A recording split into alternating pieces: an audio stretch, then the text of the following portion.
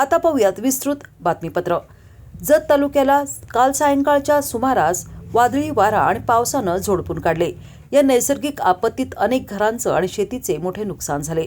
मात्र खलाटी येथे घडलेल्या एका हृदयद्रावक घटनेत अवघ्या 8 महिन्याच्या चिमुरड्याचा भिंत पडून मृत्यू झाला आहे। या घटनेमुळे संपूर्ण तालुक्यात शोककळा पसरली आहे।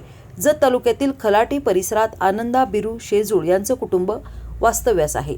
काल सायंकाळी झालेल्या वादळामुळे शेजूळ यांच्या घरावरील पत्रे उडून गेले। यावेळी घराची भिंत अचानक कोसळली। दुर्दैवानं या भिंतीखाली दबले गेल्यानं श्रीवर्धन शेजूळ या अवघ्या 8 महिन्याच्या चिमुरड्याचा जागीच मृत्यू झाला।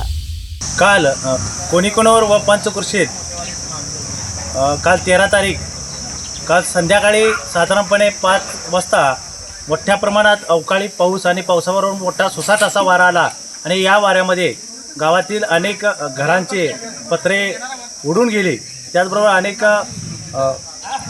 जनावरे जखमी झालेले आहेत, काही जनावरे अर्धमेली झालेले आहेत।